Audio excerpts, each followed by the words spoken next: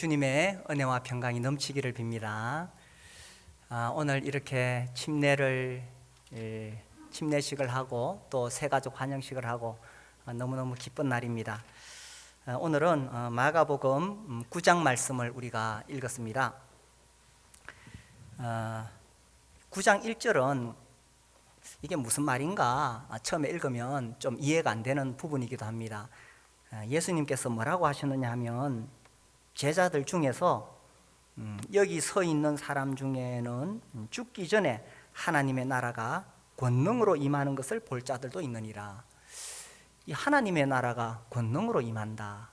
그러니까 예수님이 재림하실 때까지 제자들이 살아있는가? 아니죠. 그렇지 않습니다. 그래서 이것은 재림에 관한 말씀은 아닌 것 같아요. 그러면 예수님이 부활하셨으니까 그 부활을 의미하는가? 그러니까 여기 서 있는 사람 중에는 했기 때문에 제자들 전부가 아니라 일부가 본다는 것이거든요. 그런데 부활은 제자들이 다 보았잖아요. 그래서 부활도 아닌 것 같아요. 그래서 자연스럽게 이해를 하려면 2절로 넘어가게 됩니다. 2절 말씀 보시면 엿새 후에 예수께서 베드로와 야고보와 요한을 데리시고 따로 높은 산에 올라가셨더니 그들 앞에서 변형되사 예수님께서 이렇게 변형이 되셨습니다. 마태복음에 보면 예수님의 얼굴이 해같이 빛나고 예수님의 옷이 빛같이 되었다 이렇게 나옵니다. 그래서 여기도 3절에 보면 그 옷이 광채가 나며 세상에서 빨래하는 자가 그렇게 희게 할 수 없을 만큼 매우 희어졌더라. 그래 우리 주님의 얼굴이 해같이 환하게 비치게 되고 이 옷에서 광채가 나는 이런 여기 보니까 변형이라고 되어 있죠. 이 변형이 일어났습니다.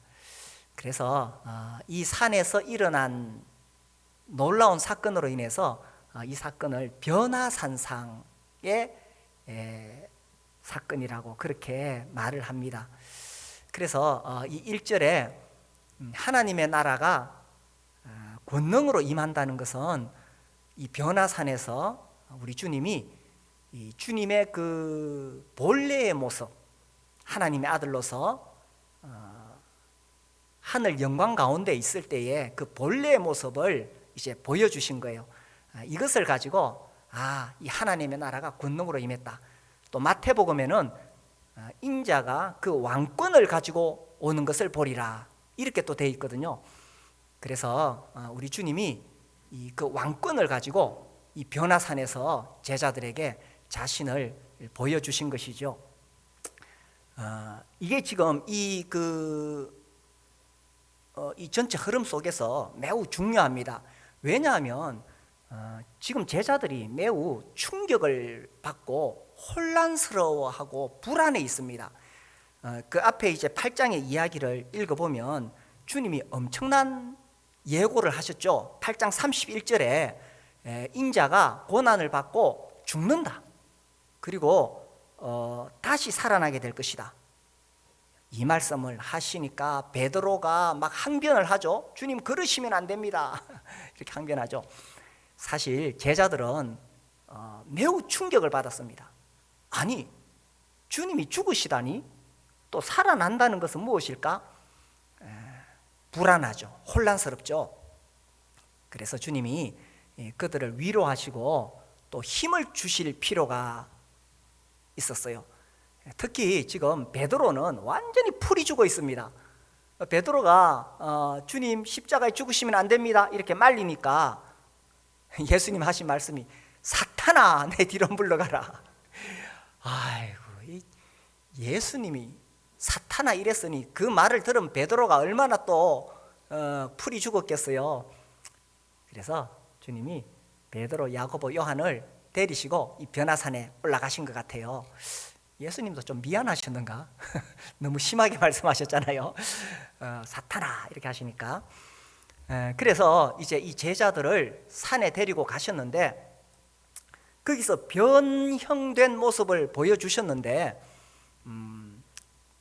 그들이 충격을 받았기 때문에 위로하시고자 하는 뜻도 있었지만 나아가서 이제 그들에게 더 용기를 주고 더 그들을 격려할 필요가 있었습니다. 왜냐하면 이 엿새 후에라는 말로 2절이 시작하잖아요.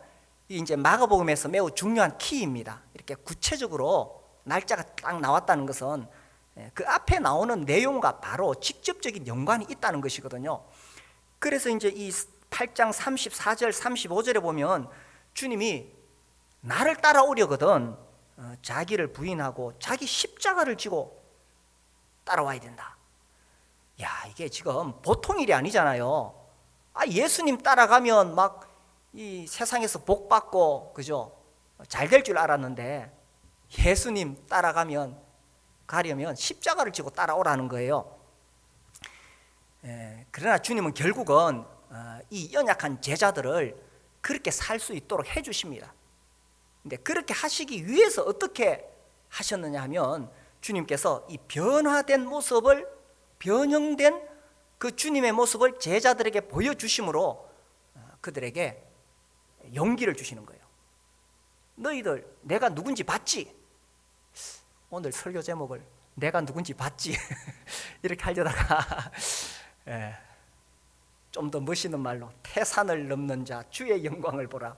십자가의 길은 태산을 넘는 것 같이 위험하고 어려운 일인데 그렇게 넘어가려면 주님의 영광을 봐야 된다는 것입니다.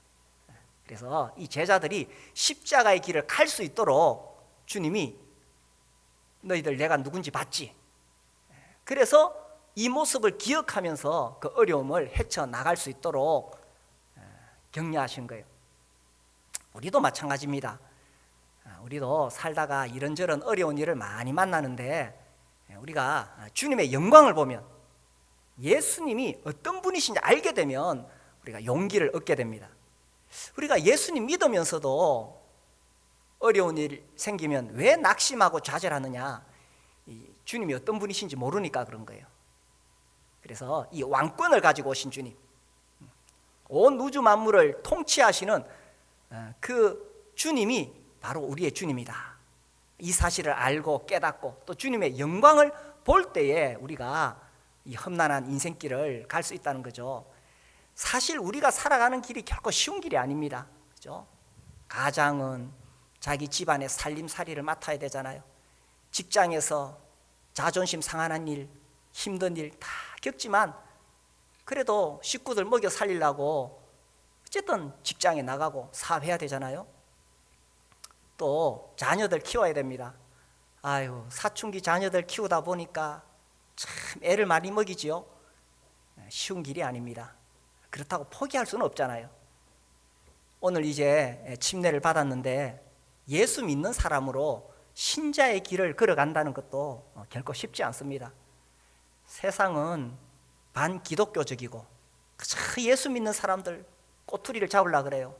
코로나 이후에 더더욱 그러합니다. 그렇죠? 제가 직장생활 할 때는 꼭 성질이 고약한 이 사람들이 회식 자리 가면 꼭 예수 믿는 사람들 술을 먹이려고 꼭 그런 사람들이 있어요. 직장 요즘은 좀 나은가요? 요즘은 그렇지 않을지 모르겠어요.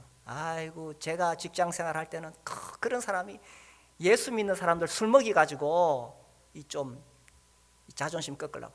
그때 저는 다른 걸 떠나서도 내가 예수 믿는 사람인데 내가 그리스도인의 자존심이 있다.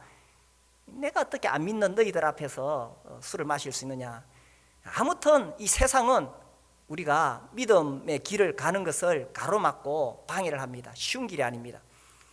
그러나 우리가 그 길을 가야 되잖아요. 그러기 위해서는 우리도 제자들처럼 주님의 영광을 봐야 됩니다. 또 주님은 우리에게 이 주님의 영광을 보여주시기를 원하십니다. 그래서 특별히 이런 예배 시간 통해서 우리 마음속에 주님, 내가 주님의 영광을 보게 해주십시오. 정말 그 주님께서 얼굴이 해같이 빛나고 그 옷이 광채가 난다고 했는데 요한계시록 1장에 보면 그 우리 주님의 그 모습이 나오죠, 그죠? 정말 눈이 부셔서 감히 쳐다볼 수 없는 그 영광의 주님, 이 왕권을 가진 주님, 주님, 내 영의 눈을 열어서 주님의 영광을 보게 해주십시오. 이것이 우리의 기도이고, 또 이렇게 사모하는 마음으로 이 시간 주님 앞에 나오실 수 있게 되기를 바랍니다. 자, 그때 이제 4절에 보니까 엘리야와 모세가 그 변화산에 나타났어요. 그리고 예수님과 더불어 말하거늘 대화를 했어요. 무슨 대화를 하셨을까? 여기는 안 나오는데 누가복음에 보면 예수께서 예루살렘에서 별세하실 것을 이야기했어요. 우리 주님은 처음부터 십자가에서 죽으시기 위해서 이 땅에 오신 거지요.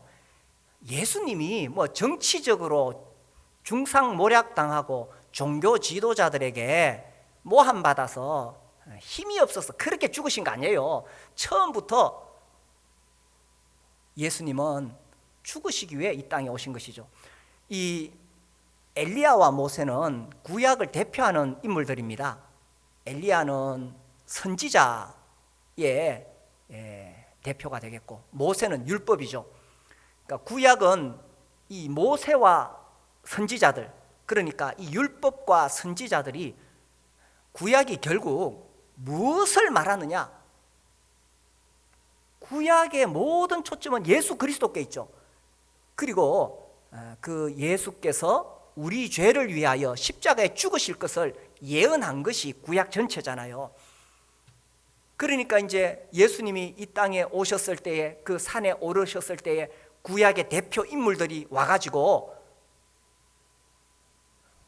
이 구약, 하나님의 종들이 오랫동안 예언했던 그 놀라운 인간을 구원하기 위한 그 하나님의 계획이 드디어 예수님을 통해서 이루어지게 되는, 그것을 지금 이 변화산에서 나누고 있는 거예요. 참 놀라운 일이죠. 그래서 우리 주님이 이제 그 십자가의 길을 가시는 겁니다. 예루살렘에서 이제 죽으시는 거죠. 우리를 구원하시기 위해서. 자, 이 모습을 봤을 때에 이 베드로가 얼마나 감동을 받았겠어요. 우리 주님이 싹 변하시고, 야, 어떻게 구약의 대표 인물 모세와 엘리야가 여기에 왔을까? 너무 좋아가지고 이 베드로가 또 가만히 못 있잖아요, 성질이. 그러니까 5절에 보니까 베드로가 예수께 고하되 랍비여, 우리가 여기 있는 것이 좋사오니. 얼마나 지금 좋아요, 그죠? 그래서 우리가 초막 셋을 짓되 하나는 주를 위하여, 하나는 모세를 위하여, 하나는 엘리야를 위하여 하사이다. 베드로 지금 너무 감동받고 좋아서 이렇게 말하는 거예요. 여기가 좋사오니. 우리도 뭐 어디 좋은 데 가면은 농담 삼아 이렇게 말하죠. 여기가 좋사오니. 왜 여름에 교회적으로 여름 수양회 하면 그죠? 아이고, 코로나 때문에 여름 수양회를 계속 못했네요. 이번 여름에는 할 수 있으려나. 여름 수양회 가가지고 우리 성도들이 다 함께 모여서 같이 밥 먹고 놀고 말씀 듣고 같이 자고 얼마나 좋아요. 그럼 보통 하는 이야기가 여기가 좋사오니. 어쨌든 베드로가 이렇게 좋은 의도로 말했습니다. 그런데 신앙생활이라는 것은 인간적으로 아무리 선해도 영적인 분별력이 더 중요합니다. 이거 참 인간적으로 선하고 이렇게 하자. 더 중요한 것은 영적인 분별력입니다. 베드로가 지금 치명적인 실수를 했어요. 뭐냐? 모세와 엘리야가 정말 위대한 인물이지만 감히 예수님과 나란히 같은 선에 둘 수는 없다는 거예요. 그들은 예수님과 동급이 아닙니다. 우리 주님은 하나님의 아들이시오, 우리를 구원하시기에 이 땅에 오신 놀라운 구주시지요. 뭐 사실 베드로도 자기가 하는 말이 무슨 말인지 몰랐어요. 이 마가복음에는 뭐 6절 그들이 무서워함으로 그가 무슨 말을 할지 알지 뭐 이래 돼 있는데, 누가복음에 보면 베드로도 자기가 하는 말을 몰랐다고 돼 있습니다.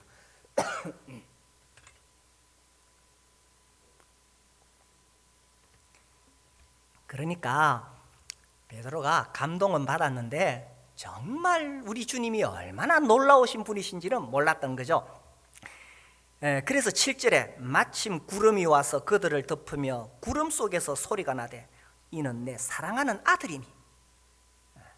예수는 하나님의 사랑하는 아들입니다.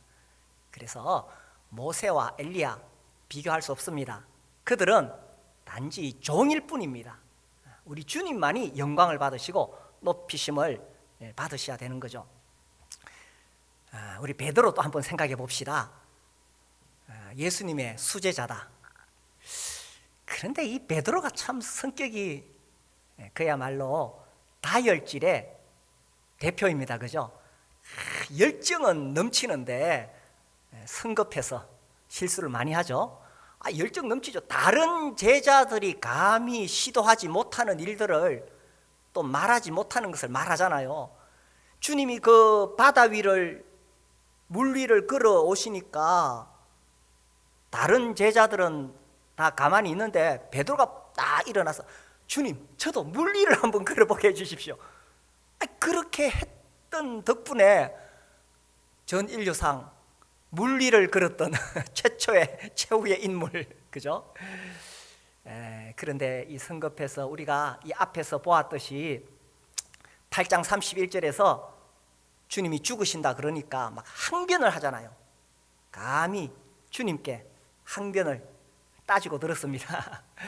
그리고 여기서도 초막 셋을 짓겠다고 우리 주님을 이 사람과 같은 수준에 놓았던 거죠. 그 뒤로도 그죠? 주님이 이제 내가 십자가에 죽는다. 너희들이 다 나를 버릴 것이다. 이렇게 말씀하시니까 베드로가 또 가만히 못 있죠. 다른 사람은 다 주님을 버릴지라도 나는 주님을 따라가겠습니다. 하여튼 베드로는 열정이 넘칩니다. 그래 놓고는 어떻게 했어요? 따라가다가 예수님 모른다고 3번 부인하잖아요. 이게 베드로입니다. 그리고 예수님이 부활하신 다음에도 또 물고기 잡으러 가노라 하고 또 제자들 선동해가지고 물고기 잡으러 가잖아요. 그래서 베드로가 수제자라고 하지만 참 이 많은 이 문제점, 그죠? 부족하고 연약한 자입니다. 참 이런 베드로한테 어떻게 예수님이 천국 열쇠를 맡기실 수 있을까? 마태복음 16장에 보면 요한의 아들 시몬아, 네가 참 복이 있다. 그리고 내가 천국 열쇠를 네게 주노니 네가 땅에서 매면 하늘에서도 매일 것이요 땅에서 풀면 하늘에도 풀린다. 야, 이런 엄청난 영적인 권세를 이 참 실수하고 허물투성이인 베드로한테 주셨어. 이거 보면 우리 예수님이 참 믿음이 좋으셔요, 그죠? 이 어디로 튈지 모르는데 그런 베드로한테 이런 중요한 일을 맡기시다니. 그런데 우리 주님이 하시는 일이 이거예요. 이렇게 부족하고 실수투성이인 제자를 결국은 정말 이 8장 34절 35절 십자가의 길을 갈 수 있도록 그렇게 만들어내잖아요, 그죠? 처음부터 베드로가 그런 인물 아니었어요. 예수님이 만들어내시는 거예요. 이 특별한 자리에 꼭 베드로를 데리고 가십니다. 그죠? 그 야이로의 딸을 살릴 때, 또 여기 변화산상이나. 처음에는 아이고 베드로가 수제자니까 예수님이 데리고 가셨는가, 그런 면도 있을 수 있지만 가만히 보면요, 너무 허물이 많고 너무 잘 이렇게 실수가 드러나니까 예수님이 일부러 그런 특별한 자리에 데리고 가셔서 특별한 것을 보게 하시고, 다른 제자들보다, 그래서 다른 제자들보다 다 용기를 불어넣으시고 격려하신 거예요. 또 혼자 데리고 가면 또 이 교만에서 문제가 많거든. 그래서 야고보, 요한 함께 가는 거죠. 그래서 이 변화산에도 주님이 야고보, 요한, 그리고 특별히 베드로를 왜 데려오셨느냐, 이 허물 많고 실수하는 이 베드로를 주님이 지금 훈련시키시고 키우시는 거예요. 그래서 베드로, 내가 누군지 봤지? 그래서 주님이 그 영광의 광채로 빛나는 그 놀라운, 감히 인간이 범접할 수 없는 그 주님을 보고 나니까 베드로가 결국은 8장 34, 35절 십자가를 지고 나를 따르라. 그 주님 말씀대로 그렇게 살아갔잖아요. 그래서 우리가 다 부족하고 연약하지만 어쨌든 예수님 따라가야 됩니다. 그렇죠? 그리고 우리도 주님의 영광을 보기를 사모해야 되겠죠. 주님, 나에게도 주님의 영광을 보여주십시오. 그러면서 그냥 주님 따라가는 거예요. 또 주님은 그런 우리를 계속 키워주십니다. 그렇게 하면 우리도 결국 따라가겠죠. 베드로는 이 변화산에서 보았던 것이 너무 선명하게 남아가지고 나중에 이런 고백을 했어요. 베드로 후서 1장을 봅시다. 성경 뒤쪽에 베드로 후서 1장 16절입니다.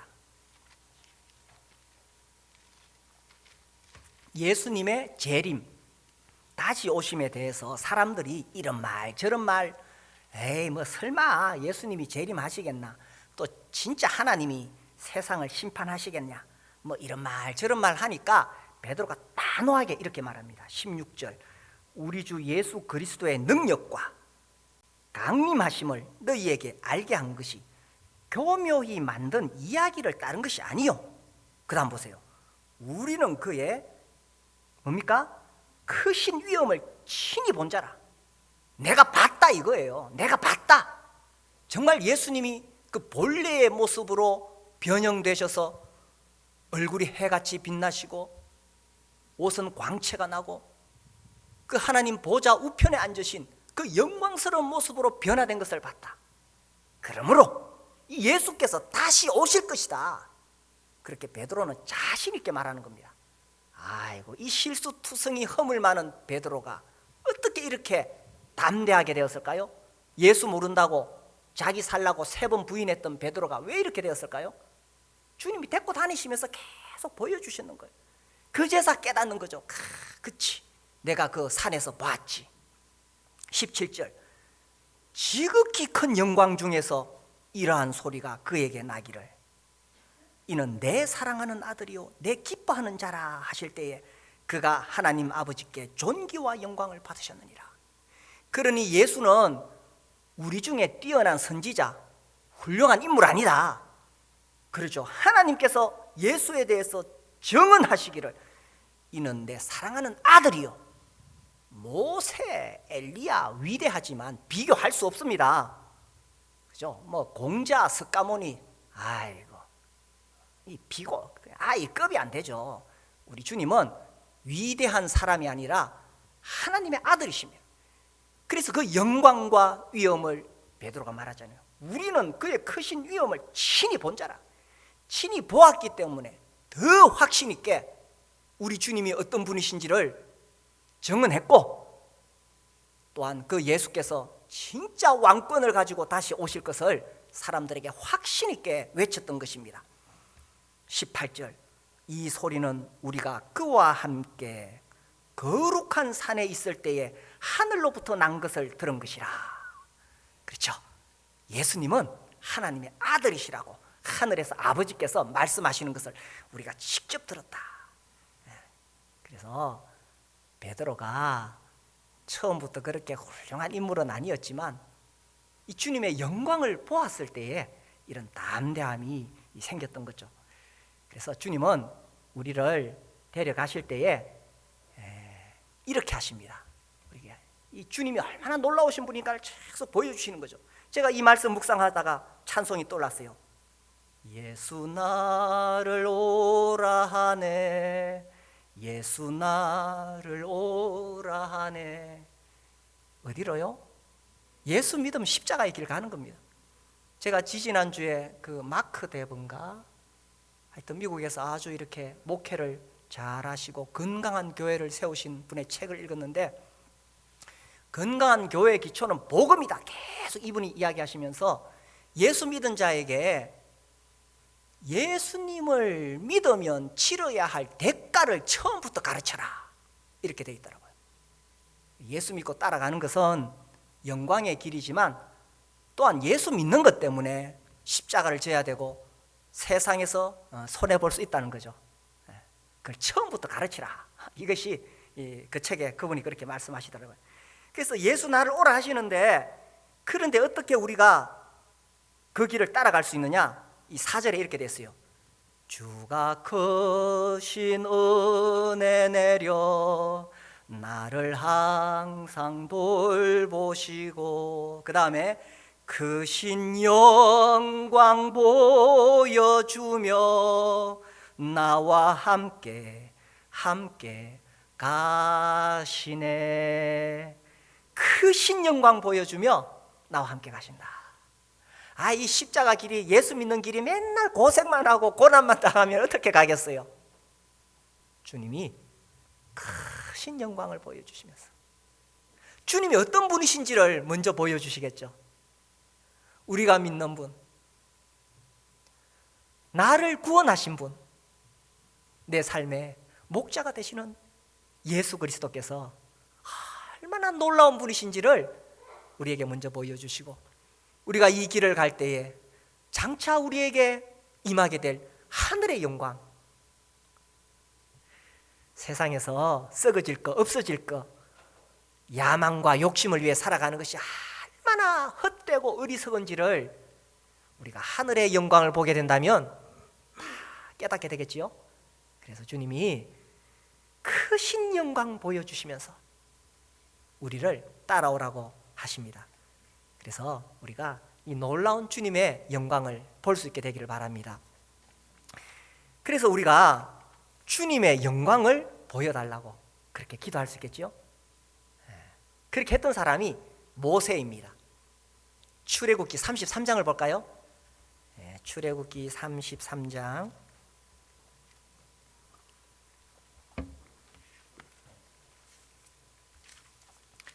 18절입니다. 이 33장은 이스라엘 백성들이 금송아지를 만든 이후에 자기들을 구원해 내신 하나님을 잊어버리고 금송아지 만들어 놓고 거기다가 절하고 하나님이 진노하셨죠. 그래서 내가 너희들과 함께 가지 않겠다, 하나님 그렇게 말씀하셨어요. 이 모세는 사실 지금 너무너무 힘들어요. 중간에서 백성들은 우상 숭배하지, 하나님은 자기와 함께 가지 않겠다고 하시지, 이 백성들과 하나님 사이에서 중간에서 너무 힘듭니다. 그때 모세가 했던 기도가 18절 같이 읽어봅시다. 시작. 모세가 이르되 원하건대 주의 영광을 내게 보이소서. 지금 모세는 백성들, 이 불평하고 원망하는 백성들, 그래도 버릴 수 없어요. 그들을 가나안 땅에 데려가야 됩니다. 그죠? 이런 사명이 있는데 이 사명을 어떻게 끝까지 갈 수 있느냐? 그래서 하나님께 간청했습니다. 주의 영광을 내게 보이소서. 주님이 얼마나 놀라운 분이신지 그 영광을 보여주신다면 내가 어리고 힘들지만 다시 일어나서 이 백성들 이끌고 가겠습니다. 우리가 주님을 섬기는 길은 결코 쉽지 않습니다. 그렇죠? 목자, 목녀로 섬기시는 분들, 교사로 섬기시는 분들 중간에 그만두고 싶을 때가 많을 거예요.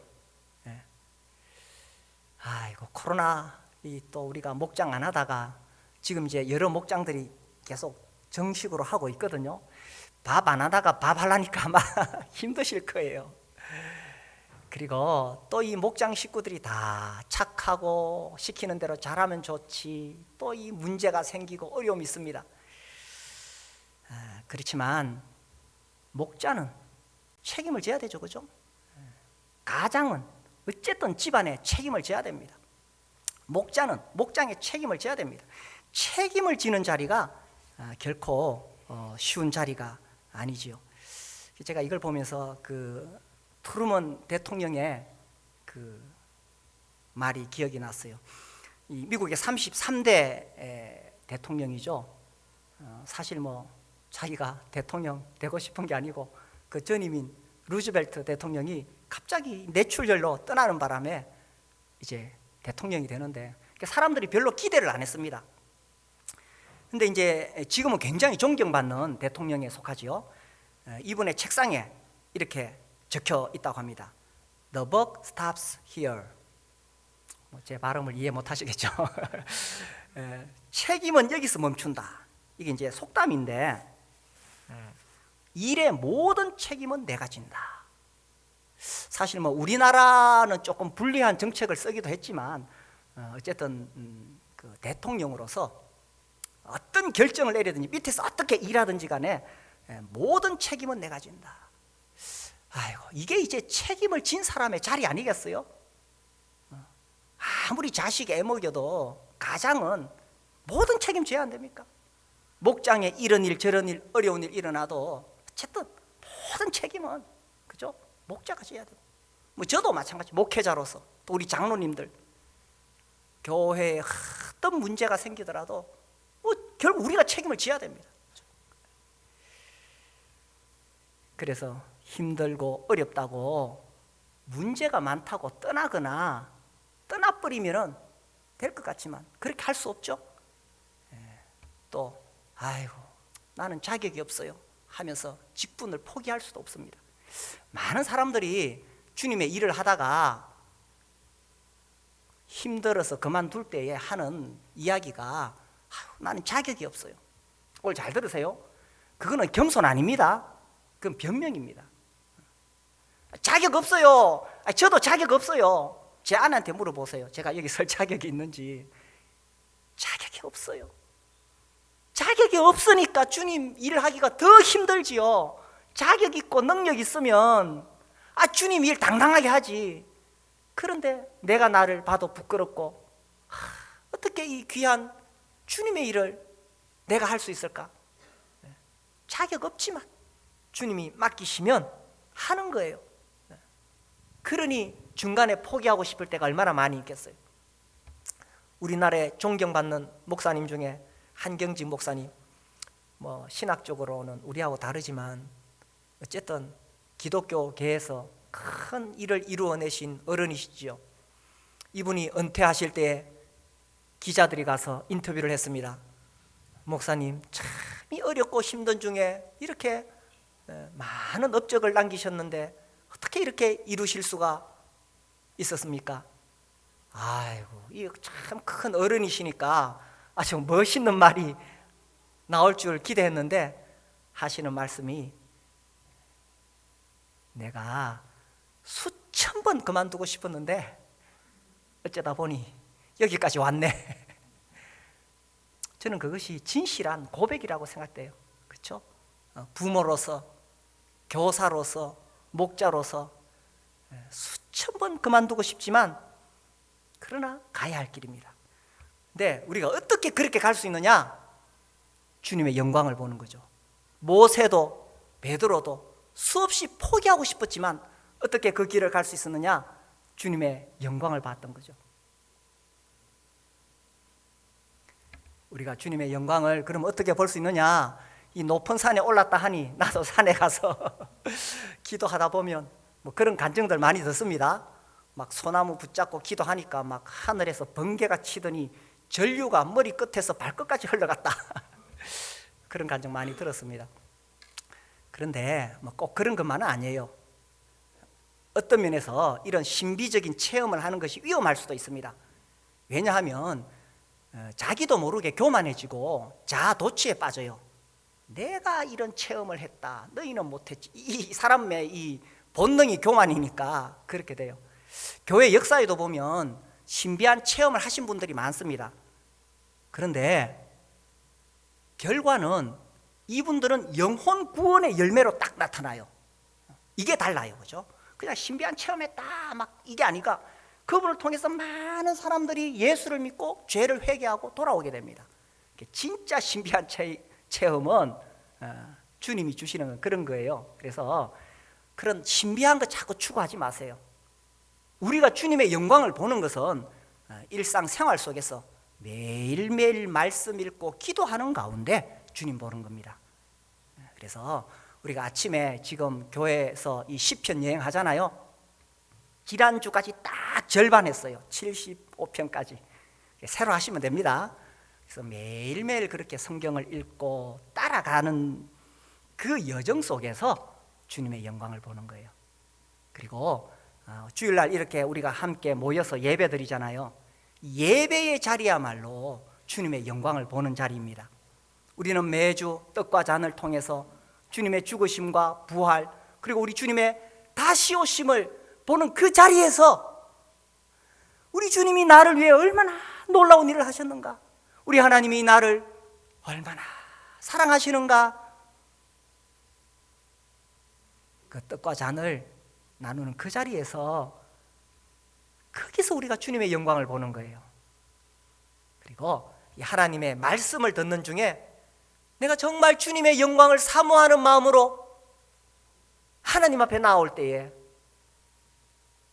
거기서 우리가 주님의 영광을 보는 거예요. 우리가 하나님을 찬양할 때에, 교회에서 부르는 건 단순한 노래가 아니지요. 하나님을 높이는 겁니다. 우리가 우리 하나님을 높이는 그 찬양 가운데 우리가 주님의 영광을 볼 수가 있습니다. 그래서 우리 마음에 늘 우리 주님의 영광 보기를 사모하는 마음 가지고 있을 때, 주님께서 그런 사람에게 주님의 영광을 비추어 주실 것입니다. 그래서 이 모세의 기도, 이 기도가 우리의 기도가 되어야 되겠죠. 주의 영광을 내게 보이소서. 모세는 그 뒤에 보니까 놀랍게 그런 체험을 하는데, 우리는 그런 어떤 영적인 체험은 아닐지라도 매일매일의 삶 속에서, 그리고 주일날 함께 모이는 이 자리에서, 그리고 목장으로 모이는 그 자리에서, 진솔한 삶을 나누는 그 자리에서 우리가 주님의 영광을 볼 수 있습니다. 그래서 우리도 모세처럼 주의 영광을 내게 보이소서, 늘 이런 기도를 드리고, 또 우리가 주님의 영광을 보게 되므로 예수 믿는 것이 땅에서 손해보고 또 어려움을 당하는 길이라 할지라도 끝까지 이 십자가의 길을 끝까지 가서 마지막에 정말 하늘에서 주님 앞에 직접 그분을 배울 때 그 놀라운 주님의 영광을 베드로가 보았던 것처럼 우리도 우리의 이 눈으로 보는 그날까지 우리가 한 걸음 한 걸음 끝까지 그렇게 갈 수 있게 되기를 바랍니다. 우리 기도하겠습니다.